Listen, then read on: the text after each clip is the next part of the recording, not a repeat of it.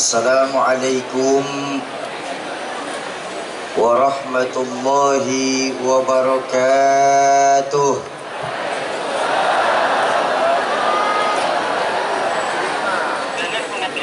Alhamdulillahil aliyul akbar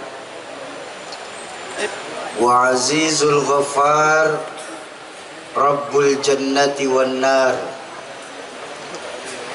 Wassalatu wassalamu ala sayyidina Muhammadinil Mukhtar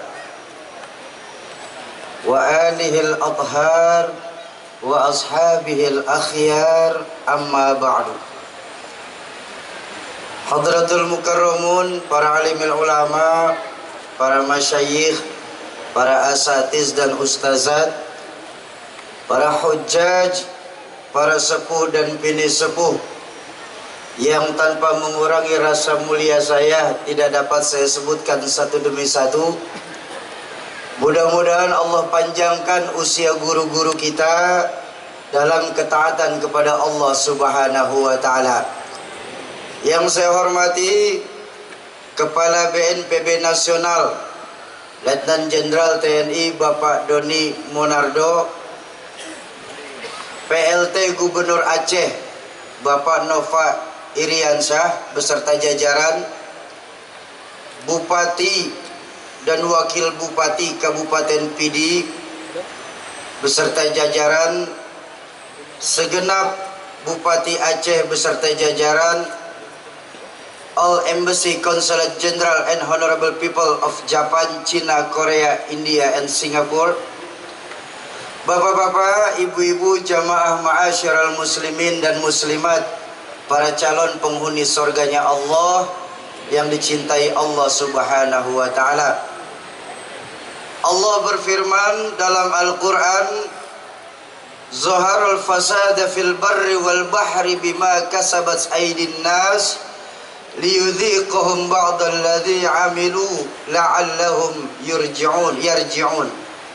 Telah nampak kerusakan di darat dan di laut, itu disebabkan karena perbuatan tangan manusia, supaya Allah memberikan kepada kita sebagian dari akibat perbuatan mereka agar mereka kembali ke jalan yang benar. Alhamdulillah, pada siang hari ini tepat 15 tahun yang lalu kita kembali memperingati sebuah bencana alam terbesar saat ini, di mana gelombang tsunami datang menimpa daerah tercinta kita. Dalam kesempatan bermuhasabah pada pagi hari ini, saya teringat sebuah makalah yang diucapkan oleh Sayyidina Ali bin Abi Thalib.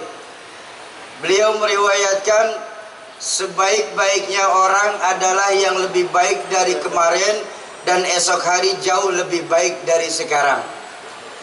Kesempatan pada saat siang hari ini, saya ingin menukil sebuah hadis baginda Rasulullah Sallallahu Alaihi Wasallam yang berisi tentang kebahagiaan bagi orang yang telah melewati dan menjalankan agamanya. Baginda Rasulullah pernah bersabda, arba'un min sa'adatil mar'il muslim, bahwa sesungguhnya ada 4 perkara yang kalau kita orang Aceh ini mau bahagia. Pertanyaan saya simpel, kita semua yang siang hari ini berkumpul di sini mau bahagia apa enggak? Pasti mau, Pak, jawabannya. Kenapa? Doa yang selalu kita lantunkan minimal setiap habis sholat itu apa sih? Rabbana atina fid dunya hasanah wa fil akhirati, dunia sampai akhirat kita minta bahagia. Tapi pesan baginda Nabi, kalau kita mau bahagia kita harus punya 4 perkara. Ya Bu? Bu? Berapa perkara? 4. 4 apa, Pak? 4 perkara. Perkara apa? Perkara 4. Pertama, pesan baginda Nabi, kalau kita mau bahagia di Aceh ini, pertama, kita orang Aceh harus punya baitun wasi', punya rumah biar bagus asal besar. Loh, emang saya salah Pak? Punya rumah bagus, besar, bahagia apa enggak? Bahagia. Tapi di mana rumah kita sesungguhnya? Kalau kata kawan-kawan kita beda-beda negara, my heart is my home. Rumah kita ternyata adanya di hati, Bu. Betapapun besar rumah kita, miliaran kita punya uang, hektaran kita punya tanah, tapi kalau hati kita kecil, sempit rasanya itu rumah. Betul? Ayo, tapi sebaliknya kita tengok, walaupun rumah cuman ngontrak, masuk golongan makmur Pak, rumah saja sama sumur. Ini makmur itu. Tapi karena saudara-saudara kita punya hati yang luas, besar rasanya itu rumah. Di rumah antara suami, istri dan anak masih bisa sholat berjamaah. Di rumah masih ada yang membaca Al-Quran. Di rumah masih ada yang bersenandung sholawat. Di rumah masih bisa melakukan sedekah. Besar rasanya itu rumah. Betul? Ayo kita buka sejarah. Rumah baginda Nabi Pak, dalam sejarah itu tertulis nggak lebih dari 3 kali 4 meter saja. Tapi di rumah yang 3 kali 4 meter tersebut keluar sabda beliau yang hebat, baiti jannati, rumah tanggaku laksana sorga bagiku. Kenapa? Hati baginda Nabi luas. Ini yang sekarang celaka, sudah rumah ngontrak, hati sempit. Itu kiamat namanya tuh, Bu. Itu terkena 2 penyakit, Bu. Susah melihat orang senang, sama senang melihat orang susah. Itu orang kalau kena 2 penyakit itu, ama gemuk insya Allah jauh, Bu. Bener-bener ini saya ngelihat orang senang susah, ngelihat orang susah senang. Pulang kerja capek-capek, istri laporan, Pak, tetangga kita ganti TV, meriang. Nggak diapa-apain, dia meriang itu. Bawa ke rumah sakit, sampai rumah sakit dapat laporan tetangganya ganti motor, diimpus. Saya khawatir kalau dapat telepon tetangganya ganti mobil, mati. Tersiksa oleh perasaan. Makanya baginda Nabi mengajarkan, kalau kita di Aceh mau bahagia, harus punya hati yang luas. Merasa cukup dengan apa yang Allah berikan kepada kita, nggak mudah ngiri atas apa yang Allah berikan kepada orang lain. Ya, ini kan kita kadang-kadang enggak. Melihat tetangga punya duit banyak, langsung berbisik tetangga, itu boleh nuyul di mana ya? Nuyul katanya. Makanya jangan heran ketika Imam Hasan Al-Basri ditanya oleh para sahabat perihal penyebab doa kita nggak dijawab, jawaban beliau simpel, itu dikarenakan hati kita mati, kata Imam Hasan Al-Basri. Dari hati yang mati, bagaimana strum doa itu bisa sampai ke hadirat Allah Subhanahu wa Ta'ala? Betul? Contoh gampang begini, contoh gampang. Ini mic ada strumnya nih, ada nggak strumnya? Ada nggak? Kelihatan? Kau bisa tahu? Bunyi. Strumnya nggak kelihatan, Pak. Gejala dari strum yang terlihat. Betul? Itu kipas angin tuh ada strumnya tuh. Muter. Lampu di rumah kita ada strumnya tuh. Nyala. Ya kalau begitu anak-anak kita pun paham. Di mana-mana kalau yang namanya ada strum, mic pasti bunyi. Betul? Kalau ada strum, kipas angin muter. Setuju? Kalau ada strum, lampu nyala. Kalau begitu ceritanya, Pak, kalau memang punya iman, sujud yang benar, jangan nunggu akhir waktu. Kalau punya iman, sedekah yang berani, jangan ragu-ragu. Kalau punya iman, ayo kita bergerak. Nggak perlu untuk menjadi muslim, untuk melakukan perbuatan baik, tapi jadilah seorang manusia yang cinta kepada Allah Subhanahu wa Ta'ala. Lalu apa Imam yang menyebabkan hati kita mati? Nah, beliau menjawab salah satunya apa? Wa takuluna rizqan minallah wa la tashkurulah. Kita nikmatin itu rezeki-rezeki yang Allah berikan kepada kita, Tapi kita sering lupa untuk bersyukur atas apa yang sudah Allah berikan kepada kita. Ini yang menyebabkan hati kita mati, dan ini juga yang menyebabkan hati kita sempit.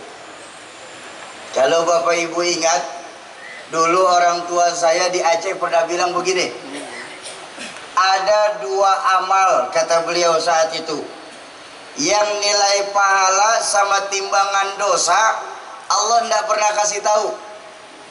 Tapi justru kita di Aceh ini, di Sigli ini terutama, sering terkena dalam dua amal ini. Di dua amal ini nilai pahala sama timbangan dosa Allah tidak pernah kasih tahu, tapi kita sering terjebak. Apa? Pertama, amaliyah puasa. Betapa Allah tidak pernah memberitahu seberapa besar amaliyah puasa ini. Kalau ibadah-ibadah lain jelas Pak, sholat berjamaah 27 kali lebih baik daripada sholat sendiri. Betul? Sedekah, man jaa bil hasanah falahu asyru amsalihha. Siapa yang berbuat satu kebaikan, Allah akan lipat gandakan 10 kali lipat. Satu berbalas 10. Santuni adik-adik yatim seperti yang tadi. Oh, ana wa kafilul yatama kahatin, kata hadis baginda Nabi. Aku dan penyayang anak-anak yatim seperti dua jari ini, dekat, bareng, kompak. Makanya saya tadi bangga sama bapak-bapak kita nih, bapak pejabat kita, Pak PLT, Pak Bupati, ketika santunan usap palanya, minta doa dari anak-anak yatim. Kenapa? Mereka lah kesayangan baginda Rasulullah Sallallahu Alaihi Wasallam. Ya Bu, Bu, saya nih Bu, yatim Bu saya Bu. Bapak nggak ada, yatim saya. Boleh silakan Pak usap pala saya. Kalau habis itu gantian Pak.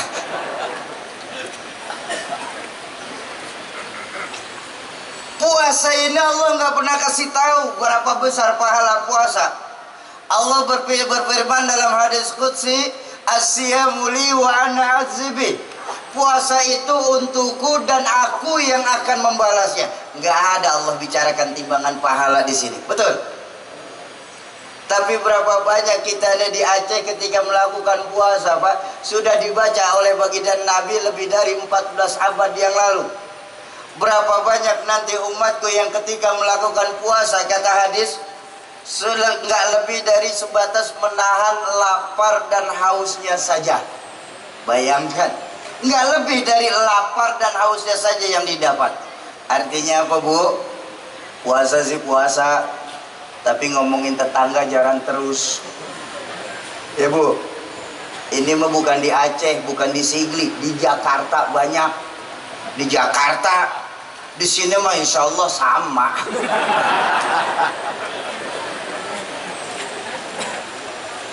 Itu yang pertama, amalia yang tidak ada timbangan pahala, tapi kita sering terjebak dalam perbuatan sia-sia. Saya punya contoh mudahnya begini. Sumpama suatu hari Pak Gubernur telepon saya, Sauki, iya Pak, mulai besok kamu kerja sama saya. Oh baik Pak, soal gaji kamu 1 bulan saya kasih 3 juta rupiah. Oh siap Pak. Belum kerja, hati saya kan sudah tenang. Kenapa? Saya mau rajin, saya mau malas, gaji saya 1 bulan 3 juta. Tapi umpama beliau cuma berkata, Sauki mulai besok kamu ikut saya, soal gaji jangan kamu pikirin, saya yang akan kasih. Nah. Belum kerja saya sudah waspada Pak, sudah siaga. Kenapa? Kalau saya malas, saya bisa nggak digaji sama sekali. Tapi kalau saya rajin, saya bisa lebih besar dari yang 3 juta tersebut. Puasa begitu Pak. Berapa banyak dari kita yang ketika melakukan puasa nggak lebih sebatas menahan lapar dan hausnya saja. Itu yang pertama, amalia tidak ada timbangan pahala. Lalu yang kedua, amalia yang tidak ada takaran dosa. Ini juga kita di Sigli sering terkena Pak. Orang Aceh sering terkena. Apa? Kufur nikmat. Hati-hati. Mohon maaf Bapak Ibu, Tuan Guru sekalian, betapa Allah tidak pernah jelaskan seberapa besar dosa kufur nikmat. Allah berfirman dalam Al-Quran, la in syakartum la azidannakum, kalau kau bersyukur aku akan tambah nikmatku. Wala in kafartum inna azabi lasyadid, tapi kalau kalian kufur, hai orang Aceh pada umumnya, ingat kata Allah, azabku sangat pedih adanya. Allah tidak pernah kasih tahu Pak seberapa besar azab Allah tentang kufur nikmat. Kalau azab-azab lain, mohon maaf sekali, Allah kasih jelas itu. Dosanya minum khamar, Allah kasih jelas. Dosanya ghibah, Allah kasih jelas.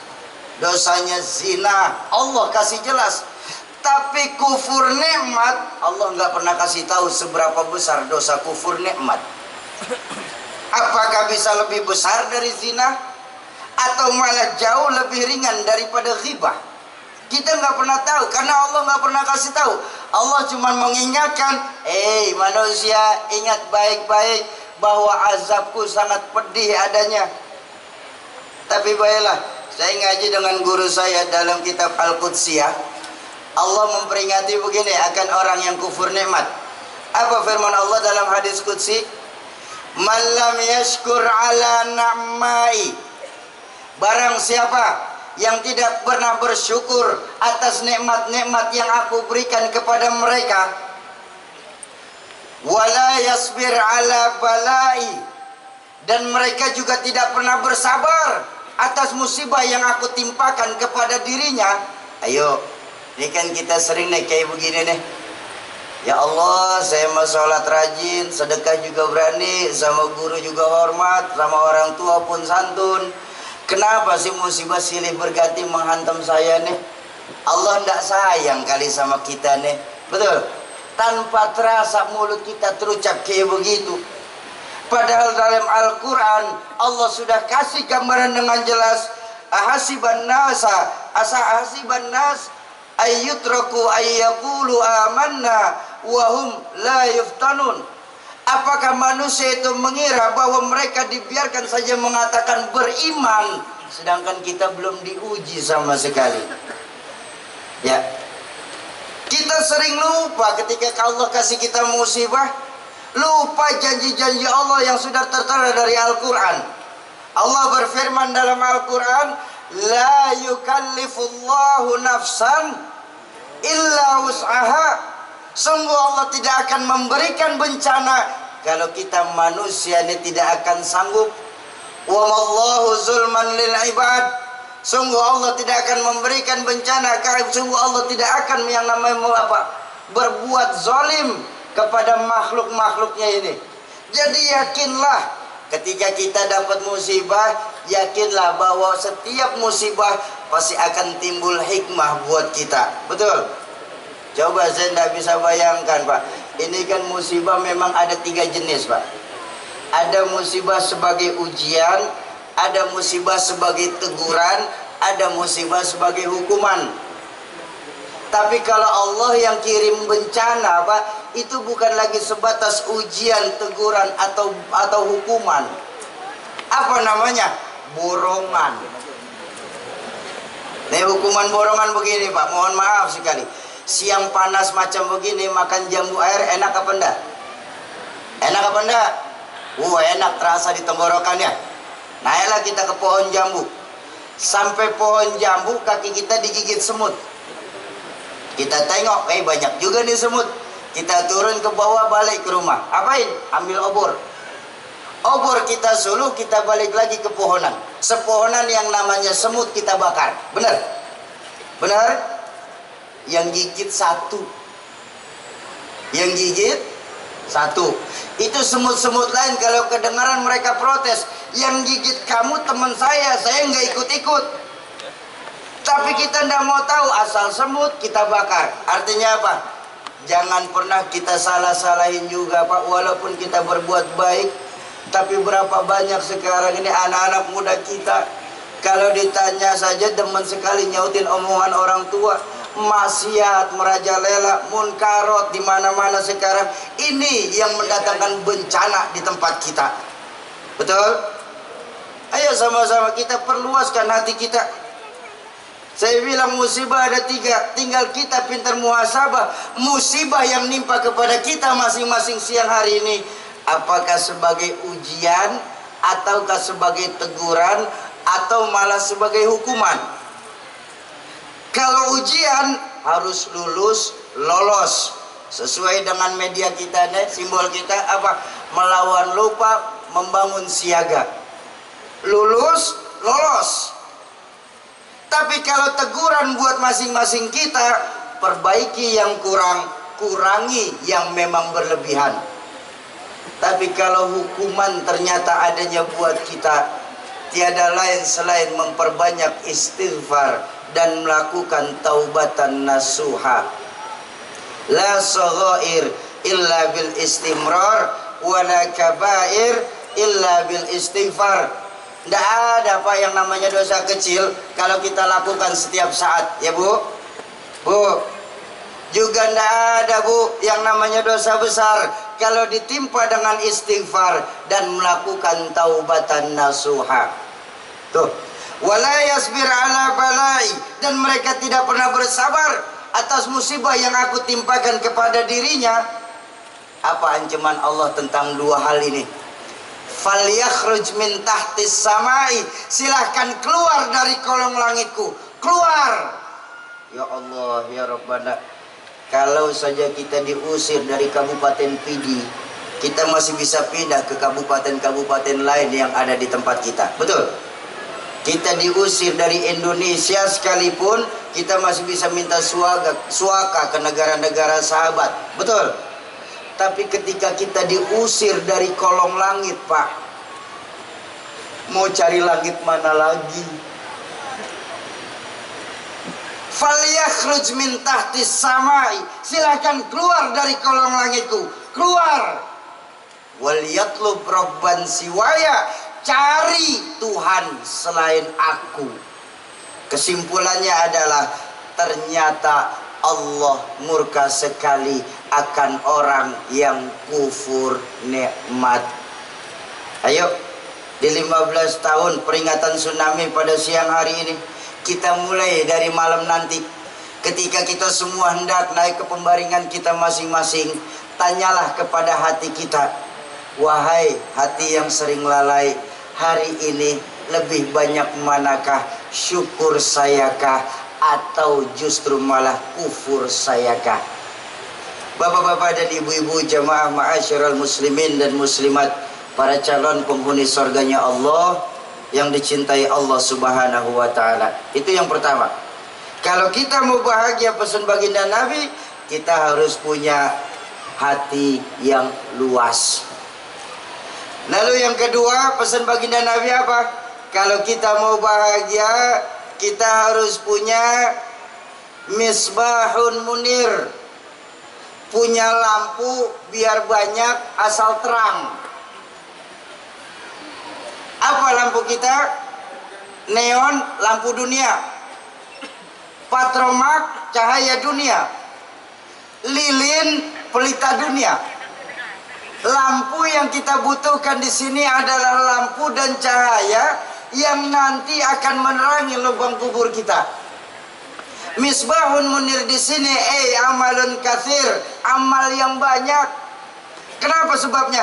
Karena amalia kita itu nanti yang akan nerangin lubang kubur kita.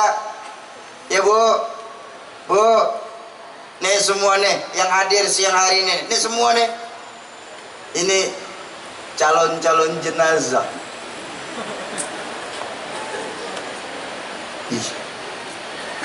Ya Allah, Pak Gub mohon maaf, saya sekarang ceramah di hadapan calon jenazah.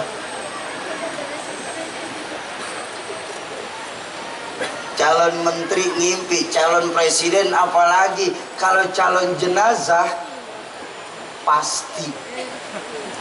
Bu, Bu, bakal mati enggak? Mati. Bapak-bapak nih, bakal mati enggak Pak? Mati. Pak Gub, no Pak yang ngomong Pak, masih sehat, barangan mati-mati aja, masih sehat beliau. Semua kita cuma sebatas perantau Pak di bumi Allah ini. Semua kita. Hah? Lo namanya orang merantau kan mesti pulang. Betul? Hah? Orang merantau mesti pulang. Bodoh mereka. Yang mereka sadar seorang perantau tapi tidak pernah mikirin pulang. Pulang seharusnya senang. Pulang seharusnya girang. Contoh, selesai peringatan tsunami Aceh, kita pulang ke rumah masing-masing. Pulang nggak? Pulang apa enggak? Senang. Kenapa senang? Pulang ketemu keluarga, bisa copot kerudung, ganti daster ya. Bapak-bapak saya bisa nongkrong di kedai ngopi. Orang pulang pasti senang. Lebaran, masyarakat Sigli yang punya kampung pulang mudik. Pulang. Senang apa enggak? Kenapa senang? Karena pulang, ketemu keluarga besar. Orang pulang pasti senang. Dulu Pak, memori sedikit. Ketika kita sekolah ada guru kita galak sekali Pak. Pas belajaran beliau ada pengumuman, ibu guru tidak masuk sekolah, anak-anak boleh pulang. Pulang, senang apa enggak? Kenapa senang? Pulang, orang pulang pasti senang. Terakhir, selesai hidup di dunia kita pulang kepada Allah. Pulang, senang apa enggak? Ragu-ragu. Nggak konsekuen orang sini nih ya. Mau bilang senang takut ntar sore.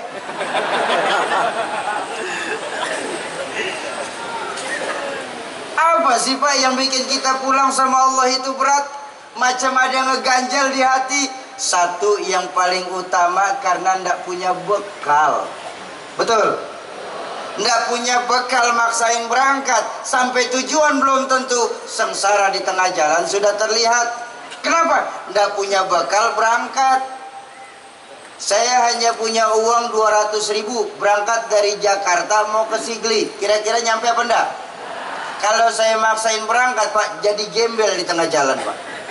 Kenapa? Nggak punya bekal berangkat.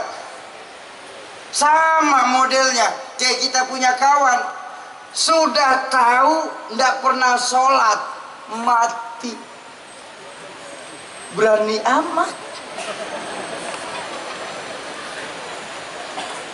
Ayo saya ajak jalan-jalan sebentar. Pertama kali kita nggak tinggal di sini Pak, di Pidi nggak. Di mana kita tinggal? Alam ruh. Jauh sebelum jasad yang kita lagi pakai sekarang diciptakan, ruh terlebih dahulu diciptakan. Berapa lama kita tinggal di alam ruh? Wallahu a'lam bishawab. Cuma Allah saja yang tahu. Dari alam ruh mulai kita merantau lagi. Kemana kita pindah? Alamul butun, alam rahim. Alam yang ada di perut ibu-ibu kita deh. Ya Bu? Pak. Pernah nggak kita ngetem di situ Pak? Berapa lama Bu? 9 bulan 10 hari Pak. Wahnan ala wahnin. Penderitaan di atas penderitaan. Orang tua kita ngandungin kita 9 bulan 10 hari. Betul Bu? Ada yang 13 bulan Pak. Hamil kebo namanya. Ada kan Bu? Ketawa aja Pak, mohon maaf. Ada yang 2 tahun. Keluar udah kumisan.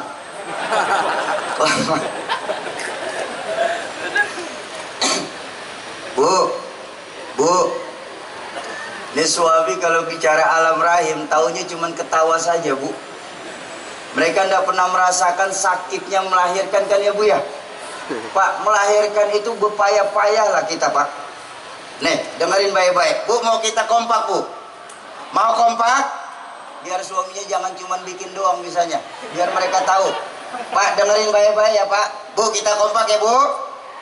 Ibu-ibu, melahirkan sakit apa enggak? Dengar tuh Pak. Berdarah apa enggak?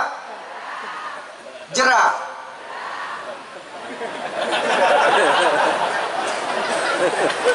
Bandel juga ibu rupanya.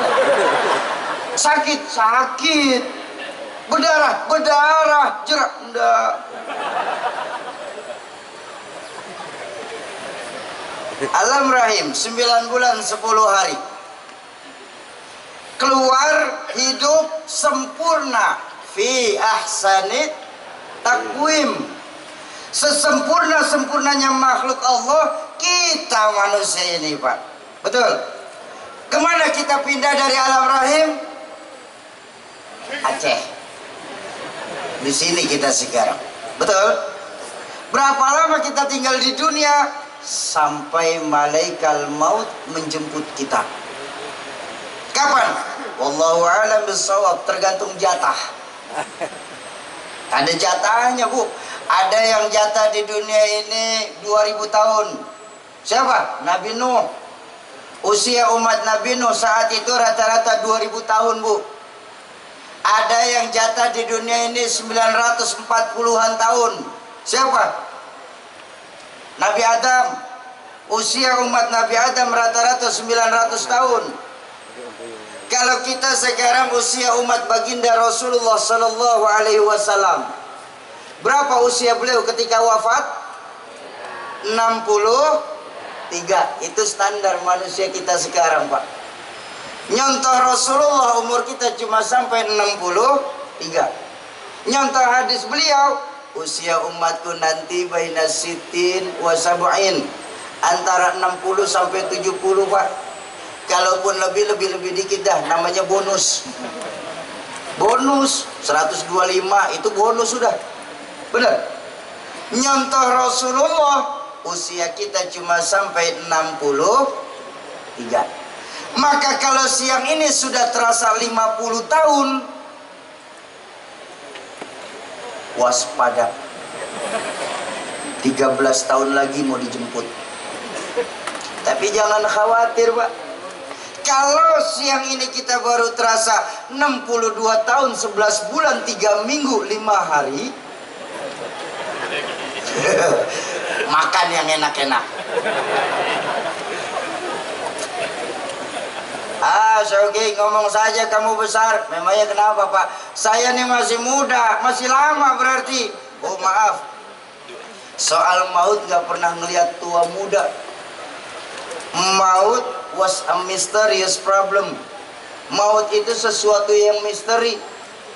Dan ingat baik-baik Bapak Ibu sekalian, maut tidak pernah nunggu abjad. Kalau maut pakai abjad, nikmat kita gampang nunggunya, Pak. Tahun ini yang mati A, tahun berikutnya B, tahun depannya C, tahun depannya lagi E. Saya S. Abah saya Z. Berangkat duluan. Maut gak pernah pakai abjad. Apa yang saya mau ajak bicara tentang alam dunia? Nih yang saya mau ajak kita bicara di alam dunia. Mumpung kita masih ada di dunia, Pak. Alhamdulillah. Ya, makasih, Pak. Sebentar. Ya, makasih.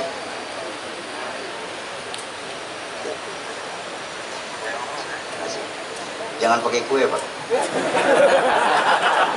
Ya susah. Mumpung kita masih ada di dunia, roh belum berpisah dari jasad, ladang amal masih banyak yang bisa kita tanam. Ayo kita banyak melakukan perbuatan kebaikan. Kita banyak melakukan kebaikan mumpung kita masih ada di dunia. Berlomba-lombalah kita dalam melakukan perbaikan, ya. Berlomba-lombalah kita dalam melakukan kebaikan. Kenapa? Karena amalia kita itu nanti yang akan nerangin lubang kubur kita. Jadi yang punya harta, ayo kita bangun Aceh pakai hartanya. Yang punya pangkat dan jabatan, ayo rame-rame kita bangun Aceh lewat wewenangnya. Yang punya ide dan pemikiran, ayo sama-sama kita bangun Aceh melewati pikirannya. Yang nggak bisa apa-apa, ayo kita bangun Aceh pakai diam. Diam saja lumayan, Pak. Sudah duit nggak punya, jabatan enggak, pikiran enggak, tenaga enggak, ngerecokin aja ngerecokin. Ini salah, itu salah. Udah diam saja lumayan sudah. Mumpung kita masih ada di dunia, ayo kita perbanyak amalia kita. Karena amal kita yang kita sebutkan tadi, itu yang akan nerangin lubang kubur kita. Selesai? Belum. Dari alam dunia kita masih pindah lagi. Kemana kita pindah? Alamul barzakh, alam kubur. Pasti tidak kita masuk ke situ? Pasti. Tapi ingat Bapak Ibu sekalian, mati itu kata yang hidup. Nih siang hari ini nih, kita memperingati tsunami, ratusan ribu orang yang meninggal dunia. Betul? Jangan dikira mereka nggak lihat ke sini sekarang siang hari ini. Kan tadi qori kita sudah membaca, yang baca Quran tadi. Jangan dikira ketika seseorang di jalan Allah itu meninggal dunia bakal mati beneran. Enggak. Mereka hidup, tapi kita nggak akan menyadarinya. Kenapa? Kita sudah beda alam dengan mereka. Ya. Jadi mumpung nih kita ada di sini nih.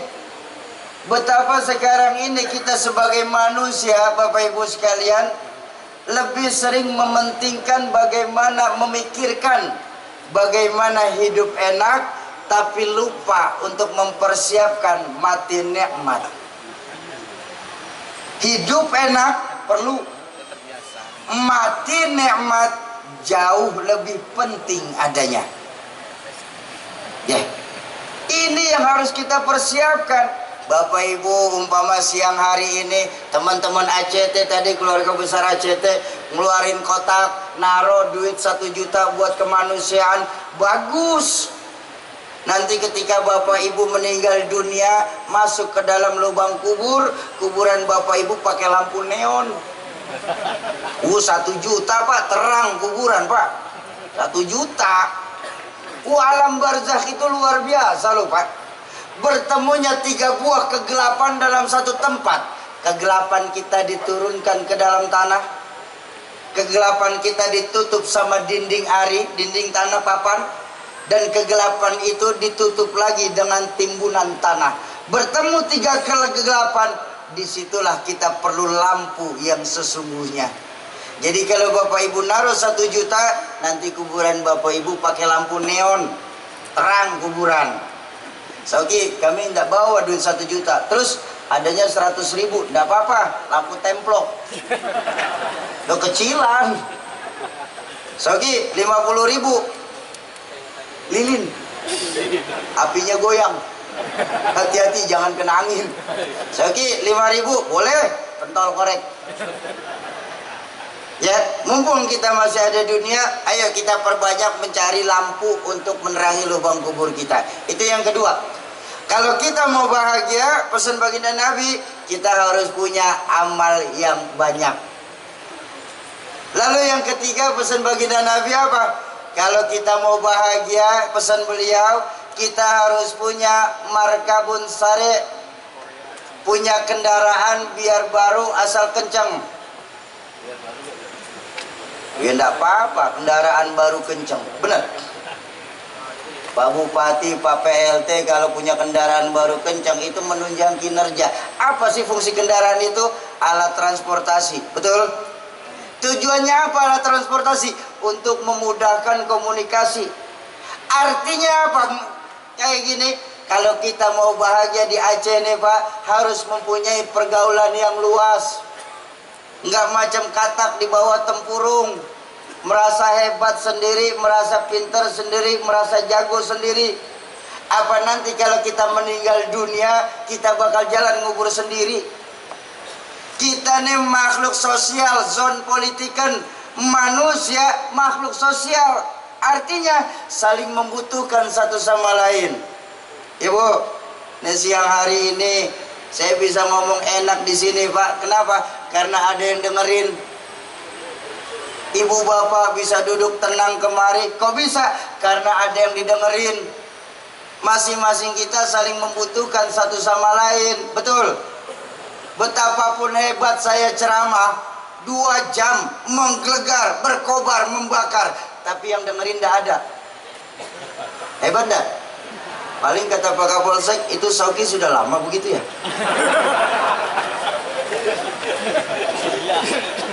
Betapapun hebatnya kita tetap memerlukan orang lain. kita ngelihat Pak Bupati kita ngelihat Pak Gubernur kita hebat. Kenapa? Karena ada yang dipimpin. Kita masyarakat bisa tenang. Kok bisa? Karena ada yang memimpin. Masing-masing saling membutuhkan satu sama lain. Masyarakat kalau nggak ada pimpinan namanya gerombolan. Betul? Pimpinan kalau nggak ada masyarakat, apa yang mau dipimpin? Masing-masing saling membutuhkan.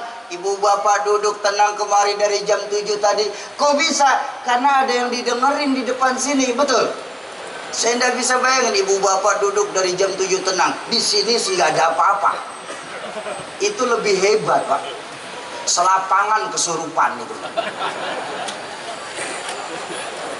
Ayo kalau kita mau bahagia. Rasulullah sendiri seorang yang maksum, tapi beliau dalam berdakwah selalu ditopang oleh 4 karakter sahabat utama beliau. Ayo kita lihat. Kita kalau mau kuat nih Aceh, kalau mau kuat mau bisa bangkit kembali harus ditopang oleh 4 karakter sahabat ini. Siapa? Pertama, Rasulullah punya Sayyidina Abu Bakar Siddiq. Siapa Sayyidina Abu Bakar Siddiq? Orang tua yang bijaksana, tempat Nabi tukar pikiran. Bagaimana dalam sosok kemasyarakatan? Sayyidina Abu Bakar Siddiq itu para anggota-anggota dewan kita, para umaro kita. Jadi nggak bisa nih masyarakat Aceh untuk pulih dari kenangan buruk itu cuma jalan sendiri tanpa ada sangkut paut pemerintah. Maka kita kalau mau enak beragama di sini harus ada pemerintah-pemerintahnya yang mengacu pada undang-undang untuk menjalankan ketaatan ibadah masing-masing agama. Betul? Selesai? Belum. Rasulullah juga punya Sayyidina Umar bin Khattab. Siapa Sayyidina Umar? Seorang jenderal yang beriman. Nih kita nih kalau mau enak harus ada nih sosok-sosok Sayyidina Umar. Mau ngapain?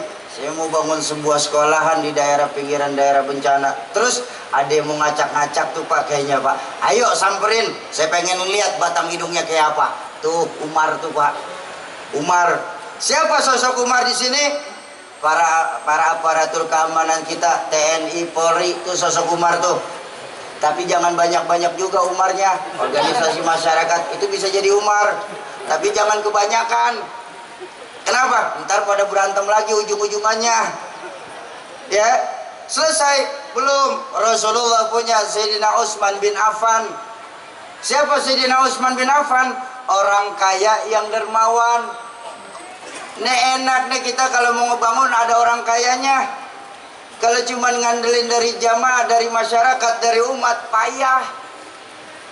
Ya, bikin acara kayak begini peringatan tsunami harus ada agnianya Pak. Nggak cukup pakai takbir bikin acara begini Pak. Allahu Akbar, belum tenda turun dari langit. Enggak, udah nyewa juga tenda. Betul. Bangun pesantren, yayasan pendidikan Islam kalau mau maju harus ada agnianya. Ini kan sekarang berapa banyak nasib pondok pesantren dan yayasan pendidikan Islam?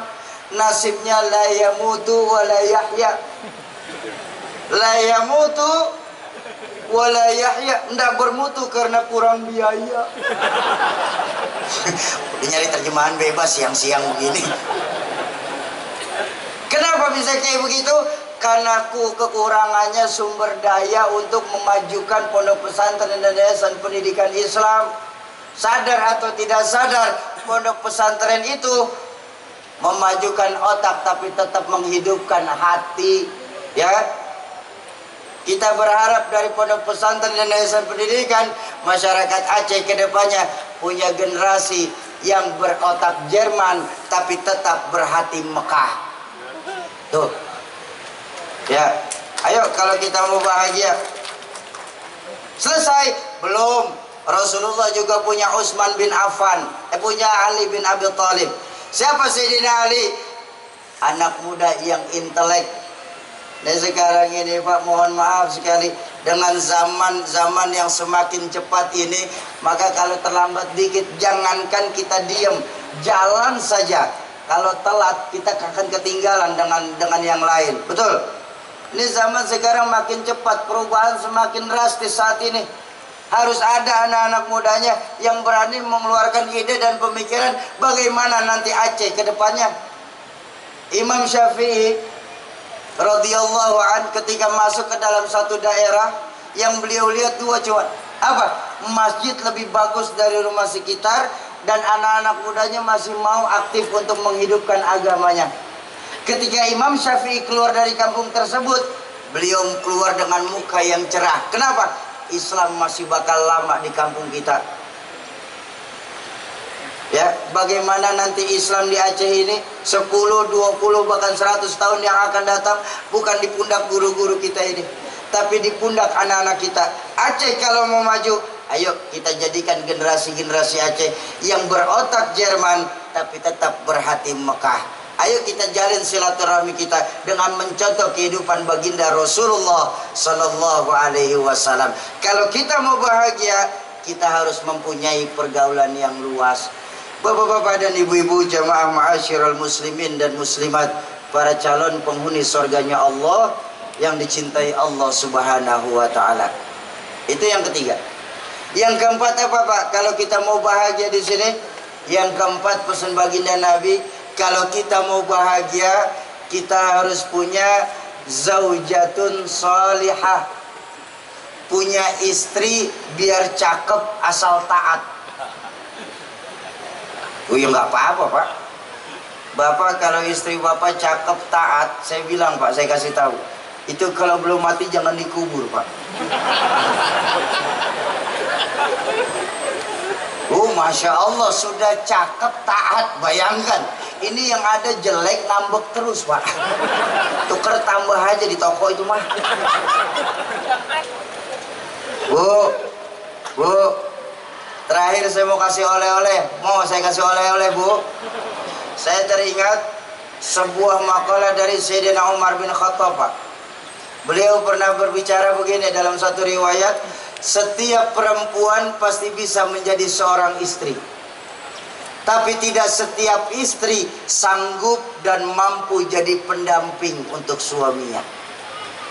Laki-laki yang polos, lugu, bisa jadi koruptor kelas tinggi gara-gara dikomporin sama istri. Bu, tahadusan bin ni'mah Bu, saya nih Bu, Muhammad Syauqi. Kalau saja di alam ruh kemarin saya boleh milih Pak. Hei fulan, labbaik ya Rabb, kau lahir ke dunia ingin jadi apa? Laki-laki atau perempuan? Saya milih jadi perempuan Bu dibandingkan jadi laki-laki sekarang. Kenapa Pak saya milih jadi perempuan? Betapa Allah sangat sayang kepada kaum perempuan Pak. Betapa Allah dan baginda Nabi sangat sayang kepada kaum perempuan Bu.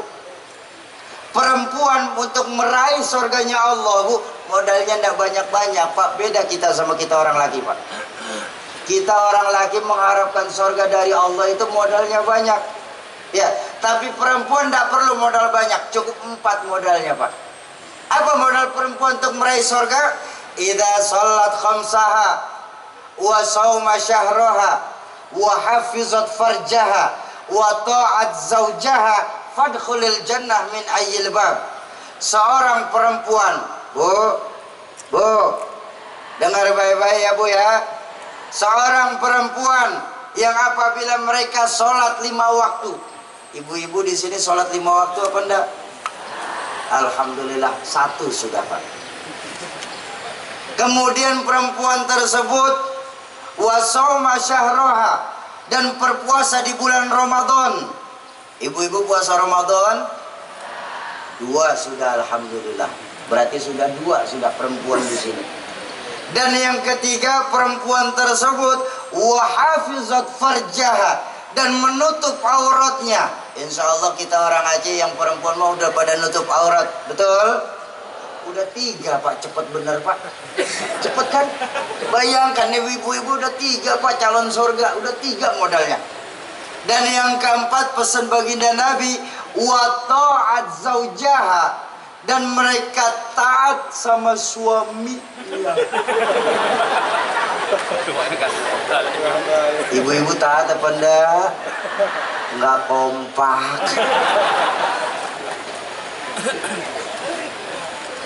Apa Apa pesan baginda Nabi, Bu? Kalau punya 4 modal tersebut, fadkhulil jannah min ayyil bab. Silakan masuk lewat pintu surga yang mana ibu pengen. Gampang apa susah? Gampang kalau ngomong. Bu, taat sama suami selama tidak untuk bermaksiat kepada Allah. Ya, benar. Taat sama suami selama tidak untuk berbuat maksiat. Bahkan dalam satu riwayat, Bu, baginda Nabi itu bersabda, kalau saja saya dibolehkan oleh Allah untuk menyuruh manusia sujud kepada sesama manusia, maka niscaya aku akan perintahkan seorang istri untuk sujud di bawah kaki suaminya, karena saking besar tanggung jawab suami kepada istrinya. Ya Pak, Pak, ini kan sekarang istri kita nggak begitu, Pak. Istri kita cakep kalau mau pengajian, Pak. Nah, kayak tadi mau berangkat peringatan tsunami nih, Pak, baju 3 kali ganti. Bedak seada-adanya ditempelin. Parfum seada-adanya diguyurin. Kenapa? Mau peringatan tsunami, Pak. Tapi begitu nanti malam saja sudah dekat sama suaminya, ya Allah, bau autan. Oh enggak, insya Allah ibu-ibu di sini insya Allah perempuan solehah semua. Amin ya rabbal alamin. Ayo kita buka sejarah sebentar. Kenapa sih Pak Rasulullah menikahi Sayyidatuna Khadijah? Secara usia Sayyidatuna Khadijah binti Khuwailid 15 tahun lebih tua dari baginda Nabi. Kenapa baginda Nabi tidak cari yang mudaan, malah nyari yang 15 tahun lebih tua dari beliau? Karena baginda Nabi tidak mencari seorang istri, beliau mencari seorang pendamping. Ya Bu, coba lihat Sayyidatuna Khadijah, Bu. Di saat orang lain belum beriman, Sayyidatuna Khadijah sudah lebih dahulu beriman. Di saat orang lain memusuhi Nabi, Sayyidatuna Khadijah korbankan harta untuk kemajuan dakwah baginda Nabi. Istri yang beriman. Mudah-mudahan perempuan di tempat kita insya Allah perempuan salehah semua yang sanggup jadi pendamping buat suaminya. Terakhir sama-sama kita baca suratul Fatihah. Kita tujukan kepada orang tua kita, guru-guru kita, keluarga, sahabat dan kerabat kita yang terlebih dahulu mendahulukan kita. Khusus manijtama'na hahuna bisababihim kullu. Terutama untuk korban-korban bencana tsunami kemarin, insya Allah beliau akan mendapatkan pahala jihad di sisi Allah. Dan Al-Walid Kiai Haji Zainuddin MZ, mudah-mudahan wasilah Fatihah Allah lapangkan kubur beliau-beliau, Allah jadikan kubur beliau-beliau sebagai taman dari taman surga. Yang kedua, untuk kita semua, untuk orang tua kita, guru-guru kita, keluarga, sahabat dan kerabat kita yang pada siang hari ini sedang kurang sehat, mudah-mudahan wasilah Fatihah dan keberkahan dari majelis ilmu Allah angkat segala penyakitnya, Allah sembuhkan tanpa kurang satu apapun. Yang ketiga, untuk kita semua yang hadir di majelis ilmu siang hari ini, majelis ilmu ay majelis yustajabu fihi doa, majelis tempat diangkatnya doa. Mudah-mudahan wasilah Fatihah, keberkahan duduk bersama guru-guru kita, keberkahan dari majelis ilmu, serta keberkahan dari yang membawa berkah baginda Rasulullah Sallallahu Alaihi Wasallam yang sedang ada hajat, Allah percepat qabul hajatnya, Allah gampangkan segala urusannya, Allah luaskan rizkinya, Allah jadikan anak keturunan kita sebagai anak keturunan yang saleh dan soleha, serta Allah jadikan rumah tangga kita sebagai rumah tangga yang sakinah mawaddah warahmah. Ala hadhihi niyah wa ala likulli niyatin salihah wa ila hadratin Nabil Mustafa. Al-Fatihah. A'udzu billahi minasyaitonir rajim. Bismillahirrahmanirrahim. Alhamdulillahirabbil alamin. Arrahmanir rahim. Maliki yaumiddin. Shiratal ladzina an'amta 'alaihim ghairil maghdubi 'alaihim waladdallin. Amin. Astaghfirullahalazim, astaghfirullahalazim, astaghfirullahalazim. Bismillahirrahmanirrahim. Alhamdulillahirabbil alamin. Hamdan na'imin.